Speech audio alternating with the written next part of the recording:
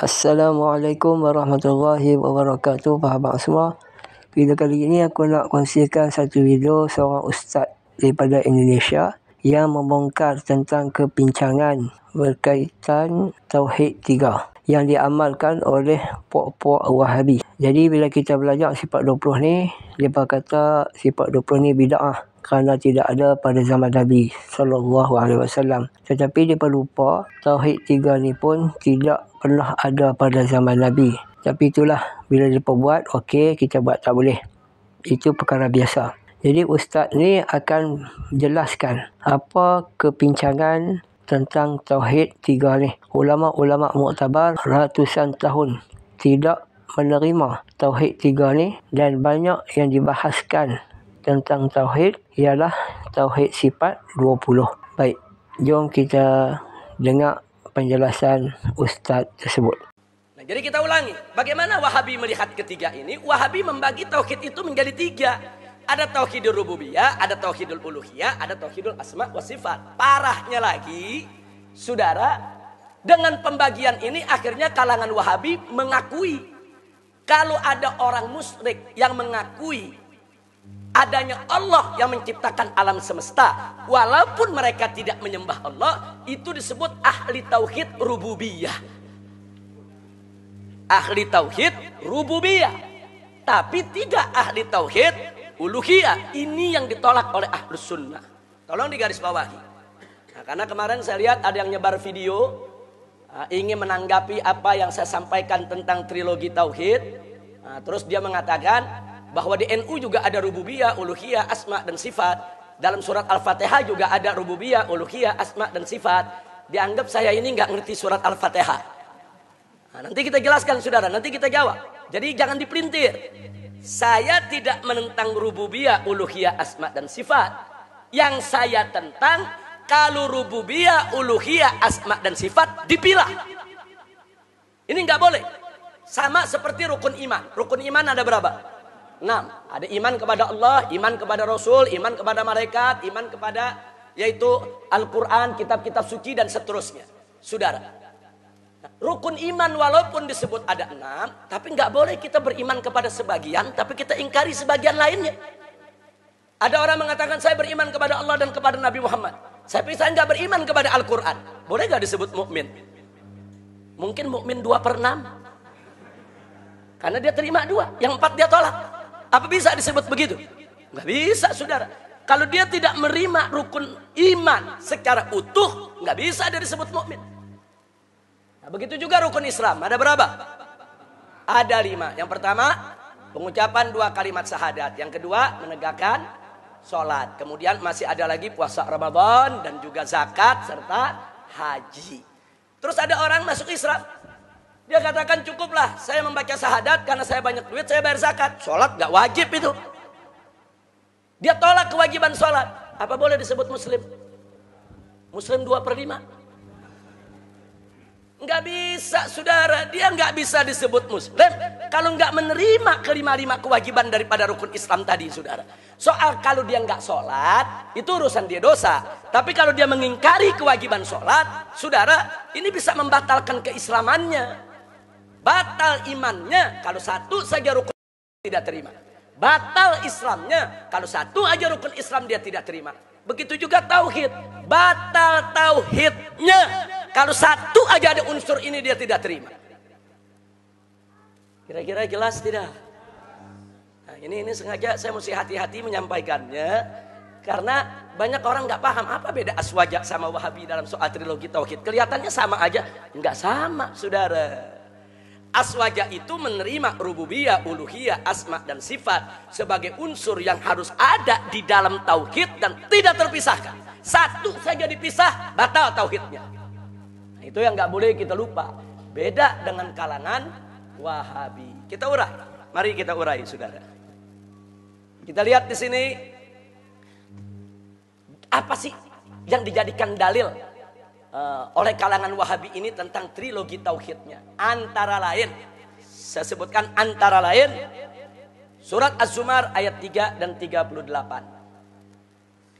Di ayat 3, saudara, Allah menceritakan tatkala orang-orang musyrik yang menyembah berhala diajak oleh Nabi untuk menyembah Allah dan meninggalkan berhala, maka mereka berkata kepada Nabi, "Ma na'buduhum illa liyuqarribuna ilallahi zulfa." Artinya kami tidak menyembah mereka, ma na'buduhum, kami enggak sembah itu berhala-berhala, illa melainkan liyuqarribuna, untuk mendekatkan kami ilallah kepada Allah zulfa, sedekat-dekatnya. Jadi artinya menurut kalangan Wahabi, berarti orang-orang musyrik di zaman Nabi udah kenal Allah. Dia sebut Allah, ilallah. Berarti mereka sudah mengakui Allah itu sebagai Tuhan, pencipta semesta alam. Hanya saja di dalam menyembah Allah mereka mempersekutukan Allah, menciptakan berhala-berhala sebagai wasilah untuk mendekatkan diri kepada Allah. Ini hujahnya orang-orang kafir kepada Nabi alaihi salatu wassalam. Dan ini dijadikan hujah oleh orang-orang Wahabi. Berarti orang-orang musyrik di zaman Nabi itu punya tauhidur rububiyah. Mereka ahli tauhid rububiyah. Tapi mereka bukan ahli tauhid uluhiyah. Nah begitu juga saudara di ayat ke-38. Allah menyatakan kepada Nabi alaihi salatu wassalam dalam ayat ini, wala in sa'altahum man khalaqas samawati wal arda la yaqulunallah. Hei Muhammad, jika kamu bertanya kepada mereka itu para penyembah berhala, man khalaqas samawati wal arda, siapa menciptakan langit dan bumi? La yaqulunallah, niscaya pasti mereka akan menjawab Allah. Jadi orang Wahabi lebih yakin lagi, berarti orang musyrik di zaman Nabi kenal Allah dan mengakui Allah itu yang menciptakan alam semesta. Hanya mereka mempersekutukan Allah dalam penyembahan. Oleh karenanya mereka patut disebut ahli tauhid rububiyah, karena ada rububiyahnya mereka akui. Cuman saat menyembah Allah mereka nggak punya tauhid uluhiyah. Ini yang jadi persoalan di sini ya ikhwan. Yang jadi persoalan, orang-orang musyrik ini disebut ahli tauhid. Ini jadi persoalan serius bagi ahli sunnah, nggak sembarangan. Mari kita lihat selanjutnya saudara. Jadi surat Az-Zumar ayat 3 dan 38 tadi menginformasikan kepada kita bahwa kaum musyrikin di zaman Nabi mengakui akan adanya Allah Subhanahu wa taala sebagai Tuhan pencipta alam semesta. Kalau begitu, saudara, mereka adalah ahli tauhid rububiyah dalam pandangan Wahabi. Dan dalam surat Az-Zumar ayat 3 dan 38 tersebut juga menginformasikan bahwa kaum musyrikin di zaman Nabi masih tetap mempersekutukan Allah Subhanahu wa taala, sehingga mereka bukan ahli tauhid uluhiyah. Nah, kita sepakat dengan Wahabi, mereka bukan ahli tauhid uluhiyah. Oke, kita sepakat. Tapi kalau mereka disebut ahli tauhid rububiyah, ini persoalan serius karena digarisbawahi oleh Aswaja. Bagaimana kafir disebut ahli tauhid? Ini nggak pernah terjadi. Di zaman ulama salaf kita orang kafir disebut ahli tauhid, walaupun yang dimaksud hanya tauhid rububiyah. Kira-kira jelas tidak? Ini pelajaran akidah agak ngejelimet sedikit, tapi makanya mesti fokus. Nah, ini perhatikan, tolong fokus betul ini pelajaran ya kawan. Ini yang kita tolak. Nah, jadi jangan dipelintir. Ini ustadz-ustadz Wahabi ini di YouTube dipelintir seolah-olah yang saya tentang Habib Rizik nggak mengakui rububiyah, Habib Rizik nggak mengakui uluhiyah, Habib Rizik nggak mengakui asma dan sifat. Kalau saya nggak akui, saya udah kafir.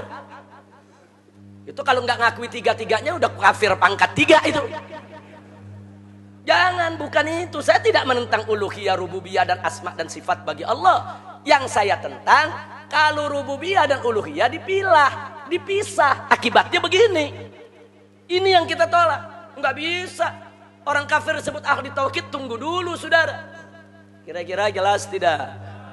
Baik, nah sekarang mari kita lihat lagi. Nah sekarang ini implikasi hukum kepada orang musyrik disebut ahli tauhid. Nah sekarang bagaimana implikasinya terhadap muslim yang bukan Wahabi? Mari kita lihat. Kita nih Asy'ari. Asy'ari mengakui akan adanya Allah Subhanahu wa taala sebagai Tuhan pencipta alam semesta dan sebagai satu-satunya Tuhan yang berhak disembah. Betul. Menurut Wahabi, kita ini Aswaja, Asy'ari adalah ahli tauhid rububiyah dan uluhiyah. Nah, kita diakui nih sebagai ahli tauhid. Kita semua diakui sebagai ahli tauhid. Tapi tauhid apa? Rububiyah dan uluhiyah. Nah sekarang Wahabi melihat bagaimana akidahnya kaum Asy'ari. Asy'ari tidak mengakui bahwa Allah Subhanahu wa taala punya tangan, punya kaki, punya betis, punya wajah, punya mata, serta duduk, lari, naik, turun dan tertawa seperti makhluk. Asy'ari nggak ngakui itu. Nah, menurut kalangan Wahabi, kalau Asy'ari tidak mengakui ini semua, berarti kaum Asy'ari ingkar terhadap sifat Allah. Karena Allah yang menyebut dalam Al-Quran, Yadullah, tangan Allah, berarti Allah punya tangan. Ainullah, mata Allah, berarti Allah punya mata. Kenapa kaum Asy'ari mengingkari sifat Allah? Kalau kaum Asy'ari mengingkari sifat Allah, berarti kaum Asy'ari termasuk kaum mu'attil. Apa itu mu'attil? Yang meniadakan sifat Allah. Kita disebut mu'attil. Saudara, disebut kelompok yang meniadakan sifat Allah. Sehingga menurut mereka, kita ini Asy'ari, saudara, yang tidak mengakui tentang isbatnya tangan, kaki, wajah, muka bagi Allah, kita disebut bukan ahli tauhid asma dan sifat. Kesimpulannya apa? Kita bukan ahli tauhid. Aswaja ini Asy'ari bukan ahli tauhid, saudara. Walaupun maksudnya bukan ahli tauhid asma dan sifat. Dari segi rububiyah, uluhiyah mereka akui, kita saudara mereka, kita ahli tauhid. Tapi dari segi asma dan sifat, kita dibilang bukan ahli tauhid. Ini yang membingungkan umat, saudara. Orang kafirnya dibagi dua, adalah kafir ahli tauhid, ada kafir bukan ahli tauhid. Yang muslimnya dibagi dua juga, ada muslim ahli tauhid, ada muslim bukan ahli tauhid. Ini saya mau tanya ini pembagian semacam ini ulama salaf yang mana yang buat? Saya mau tanya saudara, terus terang. Kafir dibagi dua, ada kafir ahli tauhid, ada kafir bukan ahli tauhid. Muslim juga dibagi dua, ada muslim ahli tauhid, ada muslim bukan ahli tauhid. Saya tanya, bingung nggak? Kalau aswaja simpel, saudara. Kalau dia sudah menyebut la ilaha illallah, nggak melakukan kufrun bawah, dia muslim, dia ahli tauhid, titik. Saudara, kalau dia dia terima rububiyah, tapi dia tidak terima uluhiyah, tetap kafir. Dia bukan muslim, kafir. Oh, dia menerima rububiyah, dia menerima uluhiyah, tapi dia nisbahkan sifat-sifat yang tidak layak kepada Allah Subhanahu wa taala. Dia kafir, selesai. Enggak ada itu bagi-bagi. Muslim ada dua, muslim ahli tauhid, muslim bukan ahli tauhid. Orang kafir bagi dua, ada kafir ahli tauhid, ada kafir bukan ahli tauhid. Nah, ini istilah-istilah semacam ini merupakan al-bid'atul kubra, bid'ah yang terbesar sepanjang sejarah daripada umat Islam, saudara. Jadi jangan kalangan Wahabi cuma cerita bid'ah, tawasul bid'ah, tabarruk bid'ah, ziarah kubur bid'ah, memperingati maulid bid'ah, memperingati Isra Mi'raj bid'ah, marhabanan bid'ah. Semua mereka sebut bid'ah. Ini yang mereka lakukan super bid'ah. Ya bersihkan dulu dong ini, jangan nuduh-nuduh orang dulu, jangan menudingkan tangan kita ke saudara-saudara kita sendiri dengan menyebut ahli bid'ah, sementara mereka memelihara al-bid'atul kubra. Ini bid'ah terbesar dalam akidahnya umat Islam, menyebut orang kafir sebagai ahli tauhid. Kira-kira jelas tidak? Ya, kadang-kadang memang ceramahnya, belajarnya mesti ditekan-tekan juga. Kadang-kadang mesti lembut, tapi kadang-kadang mesti ditekan juga sekali-sekali, biar terpatri di benak kita dan di hati kita, insya Allah. Jadi kesimpulannya apa trilogi tauhid Wahabi? Mari kita lihat, saudara. Ini saya hanya ingin menyoroti sisi berbahayanya dari trilogi tauhid ini. Kaum musyrikin karena mengakui adanya Allah sebagai Tuhan pencipta alam semesta, walaupun tidak menyembah Allah, maka disebut ahli tauhid rububiyah. Sedangkan aswaja walaupun menyembah Allah Subhanahu wa taala, akan tetapi karena tidak mengakui bahwa Allah punya sifat seperti makhluk, maka aswaja disebut bukan ahli tauhid asma dan sifat. Yang musyrik disebut ahli tauhid, yang muslim disebut bukan ahli tauhid. Artinya di sini terjadi pentauhidan kafir dan pengkafiran ahli tauhid. Ini metodologi akidah macam apa yang seperti ini, saudara? Kita kalau mau bicara metodologi itu harus lurus, tegak lurus, tidak bias, tidak bahaya. Ini berbahaya bagi akidah umat Islam di seluruh dunia, ya ikhwan. Nah, jadi konsep pentauhidan kafir dan pengkafiran ahli tauhid, saudara, ya ini adanya cuma di Wahabi. Liberal aja nggak punya, saudara. Liberal itu udah super bahaya, nggak punya. Nah, ini kita saling koreksi. Jadi saya di sini, saudara, bukan ingin menjatuhkan Wahabi, tapi saya ingin memberikan pemahaman kepada saudara-saudara saya yang ada di Wahabi. Ayo kita dialog baik-baik. Ayo kita duduk sama-sama. Jangan kau teriak-teriak di YouTube, menyesat-nyesatkan Asy'ari, mengkafir-kafirkan Asy'ari. Saudara, tunggu dulu.